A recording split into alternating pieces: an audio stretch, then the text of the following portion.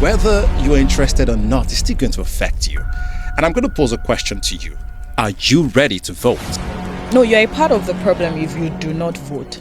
That's the truth. You are part of the problem if you do not vote. So you are demanding for good governance, and so you are not part of so you are not doing your part, and you want the government to do their part. Just do your part first. Because people move from political parties like it's easy to buy a car from the road. Like they move too fast. The people first, because it's from amongst us that we select leadership. Why is it that a lot of people are still discouraged to vote?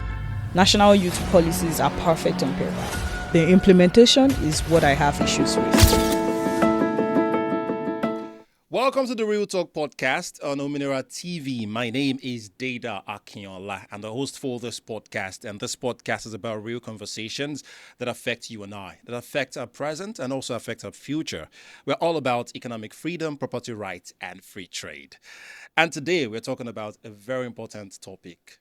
Whether you're interested or not, it's still going to affect you. And I'm going to pose a question to you. Are you ready to vote? Well, I have two amazing guests today that would help us answer that question. To actually judge whether you are actually ready to vote or not. I have with me Temi Loluwa Oyene, the programs manager of Omira Initiative and a public administrator.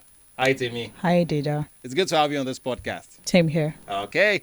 And my second guest is Mesoma Eze.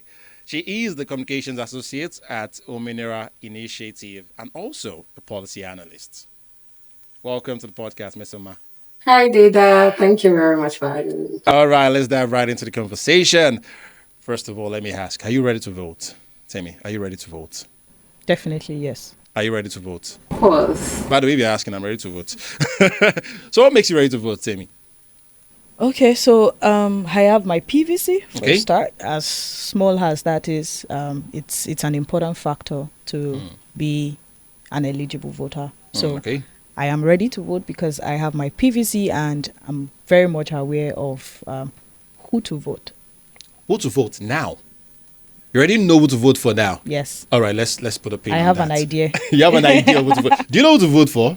I mean, we will see when the campaign starts. When the campaign, an average Nigerian they don't wait for the campaign to start. They already have an idea of what to vote for, But you voted in the last election, right? Oh, I did. Oh, okay. How was it? How was the experience? And what was the, did you feel that your voice was heard through your vote? That's a very tricky question because Okay. if you ask the average Nigerian, it's like, oh, what am I actually voting? But the last election was my first time exercising the franchise because I wasn't eligible until then. Okay. And I was Determined to participate. I went to the registration center like 3 times before I could register. Like that was how I would go, stay from morning to evening. But there were like plenty people there. Like I was so excited that I wasn't the only one. So and on the day of the election, it took time before I was able to vote. So the question of whether my vote counted or not is not up to me. I mean, we have a body that counts the votes. Why am I the one answering that question? Okay. So with the experience that you just briefly summarized right now, do you feel the same energy right now to Yes, I mean, well, if I don't vote, what else am I doing? It's the only thing I can do to contribute to the democracy of the country currently. I mean, one of the constitutional rights of a citizen is to vote and be voted for. As I'm not contesting to be voted for, I might as well vote for the people contesting. I'm going to pick from where you stopped. I mean, she just voted for the first time, the last election. A lot of people I met an elderly man that, obviously voted in 1999. And he's saying that he doesn't want to vote, that he's not going to vote. He's just going to be at home and he's just going to vote. What happened? I know we have an idea of what happened, you understand, but I want to hear from your own mouth. Why is it that a lot of people are still discouraged to vote? I asked a question about a voice being heard through a vote. A lot of people feel that their voices are not being heard.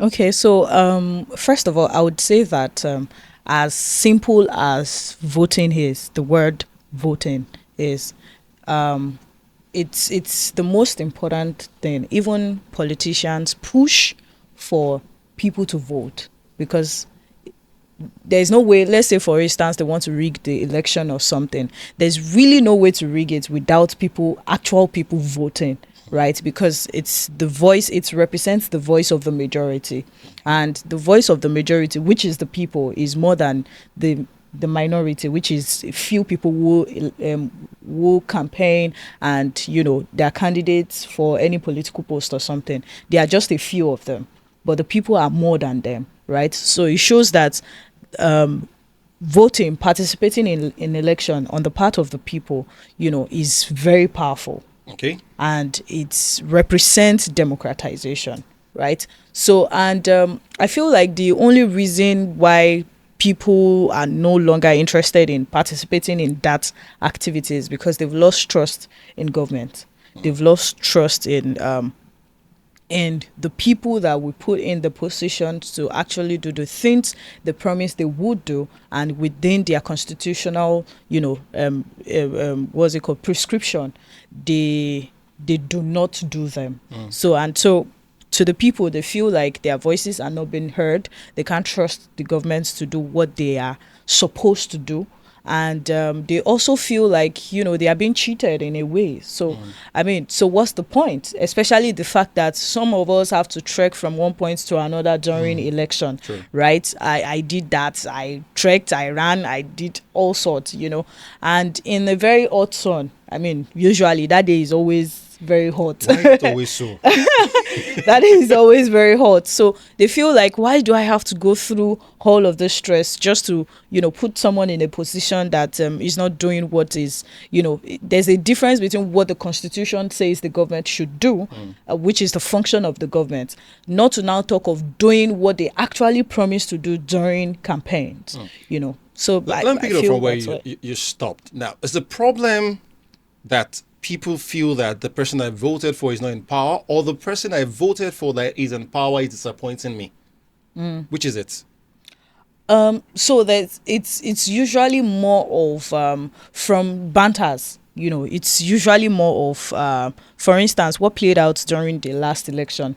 We have the obedience and we have the bats, and of course, unfortunately, the obedience did not win the election. And so anytime there's an issue with governance, generally, the obedience tend to come for the heads of the bats, right? So that's usually the case. But it's beyond emotions. Politics is beyond emotions. Even governance is beyond emotions. And unfortunately, even the people themselves do not know that there is a clear difference between politics and governance. There's only a thin line. Politics is the means to an end. Governance is the end in itself, right? So even the people have to know that politics aside, once election is over, politics is done. And so we face governance. And governance means that whether I voted this person in or not, I have the right to demand accountability and transparency, and even effective service delivery. So it's usually a question of, okay, the person that I voted for did not enter, so another person has entered. So assuming that this person had entered, the person I voted for had entered, maybe everything is based on assumptions, really. Yeah. So the two factors are the same, basically. So some people are fighting for the fact that, I didn't vote for this person, and so because of that, the other person that was voted in, is not doing well. And some people believe that, I didn't even vote for any of them. I just want governance to be governance, and that's it. But the truth is that they still need our vote, whether we like it or not. In the last election, I served as a political party supervisor, and I saw the energy people put into people coming out to vote, because it is needed. Even if there is going to be election malpractices, they still need people to vote. So it now depends on how we want to, come out en masse to ensure that at least we have the majority in your ward.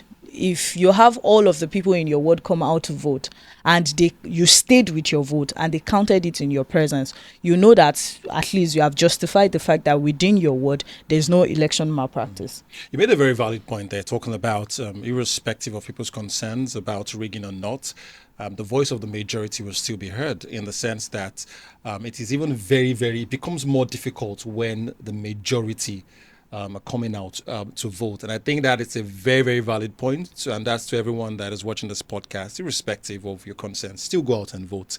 You're part of the be part of the majority, and that is a very, very No, you're a part of the problem Yeah. if you do not vote.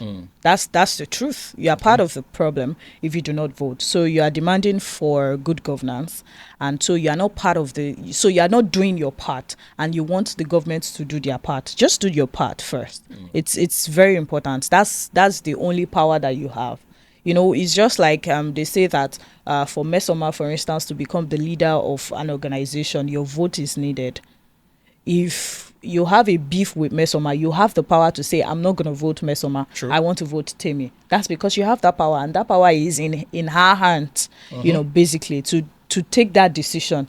And everybody talks about, you know, democratization and all of those things, and it's all encompassing. It involves the people first, because it's from amongst us that we select leadership. Sure. If you look at the history of the creation of states and democracy, you observe that it is from amongst the people that we select a leader.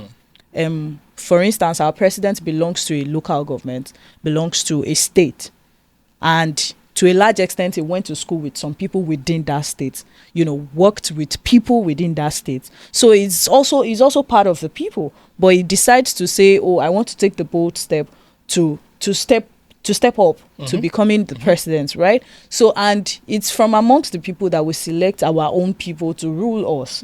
So, I mean, that's just the power that has been given to us. All right, let me just put it out there. For you not to be part of the problem, I mean, the registration for PVC is ongoing, and we're in phase 2. The phase 3 is going to start in May. So you can still get your PVC and still, you know, own the right to vote. So if you don't have your PVC, you can't obviously vote. Don't be part of the problem. Just go out and vote. And get your PVC right now. It's not time for voting yet. All right, back to Mesoma. She said something I would like to push the question to you. She said, she talked about trust in the government. How well do you trust the government right now? That's a very tricky question. Well, before I address the question, I also want to address what you said last. So when I was talking about my experience in the last election, I said I went to the registration center 3 times. Currently, you don't have to do that. You can just register online. You can register on your phone. cvr.inecnigeria.org. So just go when it opens again on the 4th. Go and register, and then you choose your dates for your biometrics, and that is done. Yeah, so now they made it quite easy. Yeah, they made it quite easy. I was still going to get to that in terms of digitalization of what's it called, of the process. How effective has it been? That's from HINEC. Before we get to that, let's talk about the trust in government. Okay, like I said, that's a very tricky question because the government has its part, and I have my part as a citizen. And currently, real talk right now. You're about to say that the government is not playing its part. Let me say that for you. The government is not playing its part. I don't know. I mean, there are arms of government. So I would start from the one that is directly closer to me, the local government. I don't even know my local government chairman. I know that's a very tricky thing to say, or very politically unaware of me, but they are not people that make themselves known. They don't do things that make you know them. I mean, we know the federal, the person in charge of the federal arm of government, the president, because he's out there. When he campaigned, he was very vocal. When he's in office, you know, because everybody wants to blame the person in charge of the highest arm of government. You don't even know your local government chairman. I mean, I am holding myself accountable. Oh, you mean we don't know? I mean, yeah, we don't know our local government. I feel like, you know, when we talk about holding government accountable, we need to break it into pieces. Okay. And I think that December is the local government, election. Elections, yeah. I'm not sure a lot of people are aware of that. I'm not sure a lot of people are even aware of local government election. So most times when we talk about government, everybody just focuses on the Oga at the top. The Oga at the top. Of which governance, even the Oga at the top has little or nothing. Most times he just gives assent. Most times he just, facilitate partnerships with international relations and all of those things. He has people who work for him. We have 109 senators. Yeah. We have 360 honorable members. That's a lot. That's a lot of people to take decisions on behalf of the people, to be spokesperson on behalf of the people. So most times when we say get your PVC, we are saying that get ready to vote for the president. Most of the time, your PVC is useful during the local government elections. Your PVC is useful during state elections. Your PVC is useful during presidential elections, which is not just for the president. It's also for the House of Reps member and the Senate, right? So most times when we talk about holding government accountable, even at the local level, the same thing we practice at the state level exists, because in all of your wards, you have councillors who are representing you. And we have the parliamentary, face of local governance in the state. In my state, we have 32 members representing at the Oyo State House of Assembly. We have the governor. Aside from that, we also have at the federal level, we have the same thing working. In fact, we have the upper chamber and the lower chamber, right? So most times when we talk about holding, and all of these things happen during election, during elections. So it's not just, one election. So I think that what we should be asking is, are you ready to be part of the elections? Maybe not just one election. I mean, the local government election is this December. Before we even start talking about 2027, there is one coming this December in which a lot of people are not even aware about. They don't even know. And I feel also that it comes from a place of, what's the point? In local government elections, what's the point? So let me face the camera. Yeah, let me you need to. You, right? Yeah, speak to them. So the local government election is the most important most of the time, because local government is closer to the people. You know them, you see them almost every day. Especially if, for instance, the chairman is within your ward.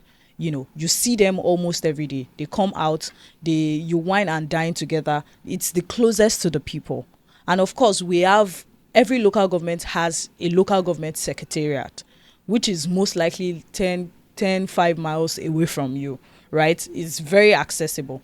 All of these basic needs, local governments are meant to provide them, instead of looking at the Oga at the top, right? All of the basic needs, because they also collect statutory allocations, right? To provide basic needs, basic needs like road, construction of roads, just things. If you want to collect your birth certificates, you go to your local government, yes, isn't it? So they have internally generated revenue, they have externally generated revenue, and each has its percentage, right? So they know you. By extension, just because you need your birth certificate, I can say that they know your name. Your record is in their files. True. Right? So it's basically closer to the people, which is most important, because there's really no way we can achieve national development without local development, without grassroots development, because that's where development starts. It starts from, I know your name. I know during the last local government election, you'll be shocked. Even when I got to my own ward, I was really shocked, because there were oldies, and those oldies they're just few in number. There's no young person that you see come out to vote during election. But that electricity that is giving you issues, you can hold your local government accountable. That road on the way to your street, you can hold your local government accountable. I've heard a lot of people complain about the inner roads and blame even the state government for that. Even the federal government, like, the government is not doing anything. So even if the local government cannot afford to do all those roads, it is their responsibility to facilitate, sponsorships to do those roads. All of these basic things that we are all clamoring for, basic things, mark my word, basic, that we are all clamoring for is basically the responsibility of the local government. Okay. So most affairs, just like she says, she does not even know our local government chairman. So who do you hold accountable?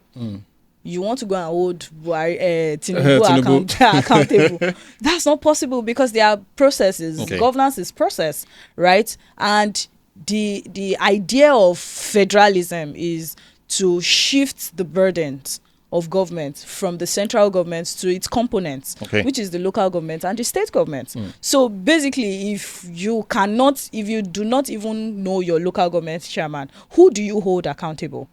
All of these state representatives, they have offices at the local government secretariat that you can easily just, walk into it's just a matter. I've been to Ibadan North this morning. I've been to Ibadan North local government. They are accessible. And I had a conversation with the HLE. This is the project I'm doing. This is how I want you guys to come in and all of those things. And we had a discussion around it. And they say, oh, very, very well, fantastic. And all those things. So they are accessible. The state's representatives might not even be as accessible as the local government leaders. I like the point of being accessible, because there is this thought pattern with a lot of people that when it comes to government officials, they are not accessible. When it comes to governance, when it comes to, for example, the local government, they can easily just walk to your local government, what's it called, office, secretariat, and find out some things. A lot of people don't know that, and I feel like it's a barrier that a lot of people have, and which we are. What's the word now? I'm trying to look for the word, for lack of a better word, disabuse that mentality that the accessibility is a very, very difficult, and it starts from there, like you said, and I just wanted to push that out there. Now let's talk about I was talking about the trust in governance, and let me narrow it down to the electoral process. We had electoral reform in February 2026, and that is in preparation for the elections. What stands out for you in terms of, okay, I trust that the next election is going to be better based on the major things that were in the reform, the electoral reform that was just passed? Okay, I'm going to speak to three. Okay. Three points that actually stood out for me in the electoral reform. One is the independent candidacy. Okay. Currently, you don't need a political party to contest for election. You can go and register yourself to contest, and they made it accessible for females too. If you are a woman that wants to contest under the independent candidacy, there is 50% off of administrative fees. Oh, really? Yes, there is. And when I saw it, I was like, wow. I know most people wouldn't take that chance because they would feel like, what if I use my money? I'll still not win. Tammy, are you thinking what I'm thinking? But the option is open. I mean, maybe we should go and contest. But you can't just contest. Yeah, it's like a age limit. Okay. Okay, for the local House of Assembly members and the Senate is 25 years. So the youth they are making it accessible for the youth. I mean, so you can. I mean, not eligible yet, but they're making it accessible for the youth, and I'm so I'm happy about that. Okay. I know most people, because of some biases and some of their beliefs, won't take advantage of those that opportunity. But that the opportunity is there is something I'm really glad about. And then the other one is on that cross carpeting. Okay. If a contestant, I'll be a candidate, sorry, let me not use the word contestant. If a candidate wins under this political party, and before his tenure is up, he moves to another political party, he would vacate the office. Because you're supposed to. We had a lot. Yeah, in the because past. people move from political parties, like it's easy to buy a car from the road. Like they move too fast. And they still maintain. Yeah, and they still maintain the office that the political party helped them get into. So that reform is very It's laudable. it stands out for me. So I think that's the two for now. Okay.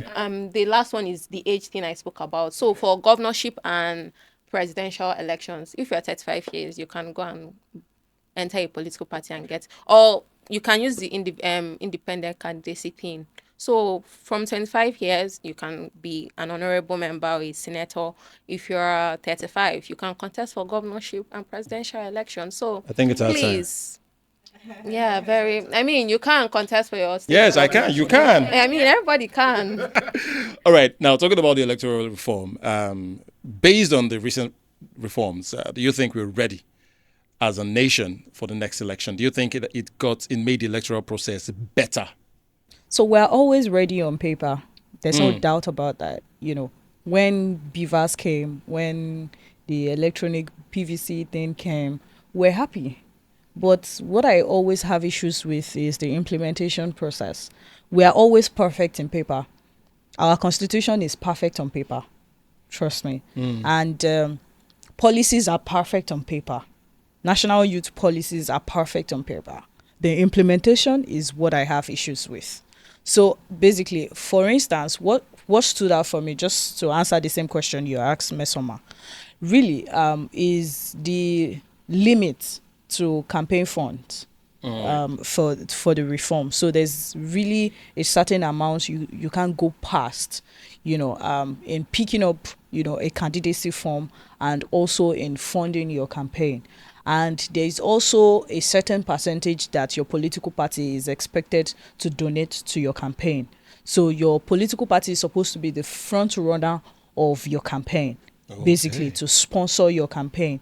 And I feel like that's very laudable, especially for young people who are interested in, contesting. It also gives them the confidence that, with the backing of my political party, I can go anywhere, basically. So, but I feel that it's most importantly a very good development that we put a pin to a certain, to the limit in which you can go and campaign funds, So it also helps with fundraising. It's still questionable, quite expensive to run a campaign, but at least it's a start. It also gives us, whoever is a young person contesting, the confidence that, okay, I can't go past, I can go down, I can't go past this limit. And then I think that the second thing basically for me is about, the restructuring of, the INEC itself, I like that part too. And then the third thing also is on the political party. So for a political party to stand, it has to go through some process first, and the structure has to be solid. So you have to have representatives across the 36 states.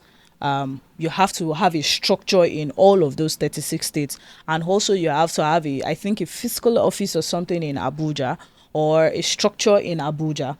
And of course, you cannot just stand up and say you are a political party. You have to go through a certain process, which also involves paperwork, right? The INEC at the top has to sign your political party after careful assessment. So that's a big deal. So it's not just that a political party just wakes up tomorrow and say we want to be on the ballot paper. So that has been cancelled, basically. So that's laudable. But like I said, it's good on paper. Implementation is very important. Problem. I also like the part where you get to know the figures from your ward. Yes. So since everything is e-election, digital, it's just we are moving closer to the e-voting system, right? So once you vote and all of those things, you get to know your figures from your ward, and they get to submit it immediately. So the advice from the INEC is that you have to follow your vote. So once you vote, it's not the time for you to go back home and relax. You have to stay with your vote to ensure that they entered it and it is submitted to the INEC, right? So, those little, reshaping the trust that people might get to have in the electioneering process. So, but like I said, implementation is very important. I love the part in the reform that also states, that I think that has to do with INEC. I can't remember what that is. The funding, exactly? INEC's funding. So it's not coming directly. The executive, even at the state level, at the federal level, the executive do not have to give assent to a particular amount before INEC starts its work. So it now runs as a grant. So you have to apply for it. Although there's a little bit of challenge, but it's progress. So INEC does not have to rely, because these days there is the power of the executive, and that abuse of power has become a thing. And what they say, that power corrupts. Absolute power corrupt, absolutely, right? So now we are depending too much. INEC depended over the years, depended too much on the executive. Yeah. So, but now INEC just has to go through a process to apply for a grant, and they give them in bits. Although there's a challenge looming somewhere, but still it's a progress. I mean, it's still I won't say a long way to go. I mean, we have the local government elections in December.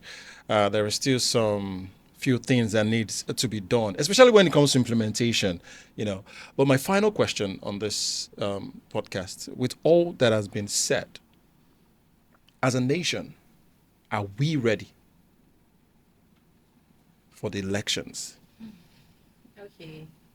First of all, no matter how we want to paint it, we should actually commend our progress so far. I remember like growing up, one of the reoccurring thing that we saw in my government class was independence of the electoral bodies. And currently, the reform already tackled that to some extent. I mean, we are still getting there, but like we already tackled it to some extent. So that's progress. I mean, it's not absolute progress, but it's a work in It's a work in yeah, it's progress. a work in progress. And for us being ready as a nation to participate in the elections, I would first of all say that we have a little bit of work to do. Talk to your friend, talk to your parents, tell them to go get their PVC. I was speaking to my friend like sometime last week. She was saying, but even if I go and vote, sef, but they will not count it. I say, vote first. You have not even voted. You are wondering how they will count it. How will they count what you did not submit?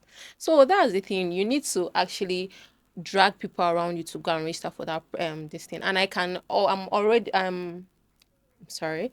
I also commend like influencers and the social media people these days. They're actually doing some work towards sensitizing the young people on how much their PVC is very important.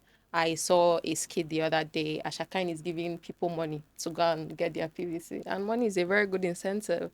You that cannot give money, shall drag the person to go and vote. So, I mean, it should start somewhere.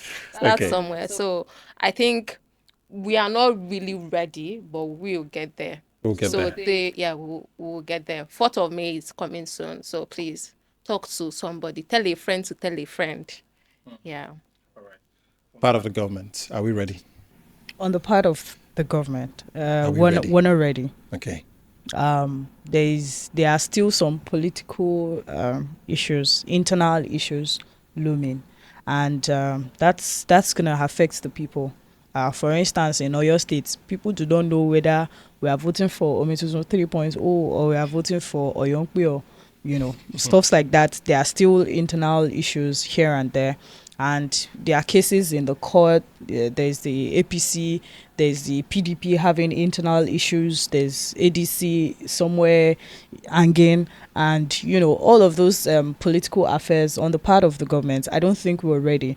Even INEC, I'm not sure, have received their first tranche of grants, and of course that's possible basically, provided the implementation process is seamless for them, right? I also feel like the figures will tell us whether the government is doing enough to get more people to vote, in the sense that what's the place of persons with disabilities, what's the place of equality, what's the place of youth inclusion. Yes, it's going well, but we need it to be more effective. What are the measures that we are putting in place during election for persons with disabilities? Yes, INEC has said this, they have said that, they said the same thing last year. I was part of a crew that led an inclusive government campaign, and we went from one ward to another to see the state of persons with disability and what measures they provided for them to be able to participate in the election, and it's still -1. Wow. Right. So I think that it's not a case of saying that we'll do this. It's a case of saying that what are the action plans, to actually achieving it. So on the part of the government, I'm not sure we're ready. Do you think we're ready? Wow. Have you seen the news in recent times? I mean, there's a lot to consider. If I'm being honest right now, there's a lot to consider. But have we made? So voters are confused majorly. True. And it's on the part of the government to ensure that voters go out with a clear mind and they actually vote. A lot of abnormalities happened. INEC has not even opened the ban or lifted the ban for campaigns For and all of campaigns those and- things, but you can still billboards around, you can still door to door. In Ibadan, you know. especially, man. Yeah, Everywhere it's billboard. So we need governments to get on that, because it's also on their part to ensure that voters are ready and they have a clear mind to who we're voting for. So, but on the part of the government, I am not sure. I mean, it's a challenge to the government right now. There's a lot to be done, Are the people ready? Well, the journey to being ready is like still very, very, very far. But have we made a little bit of progress? Yes, we have. And one step at a time. But first of all, as a person, are you ready? Look, don't base your readiness on whether the government is doing their bit or not. Get your PVC first. There is a timeline to it. So get your PVC first. And I think that's the most important thing that you can do. For the government, it's a challenge to the government to do better in terms of, making the process easier. Making awareness also is another thing that we need to consider. There's a lot to be considered. But maybe that would be another topic for another day. But for now, we'll call it a wrap on this episode of The Real Talk. Thank you, Tammy, for coming on this podcast. Thank you, Data. And Mesoma, it's good to have you on this podcast. Yeah, thank you too. We all have our PVCs. Do you have yours? And that means, are you ready? Thank you for watching this episode of The Real Talk. And make sure you like, you share, and subscribe. It's important to get the message out there. This is The Real Talk podcast, sponsored by Ominira Initiative. Thank you.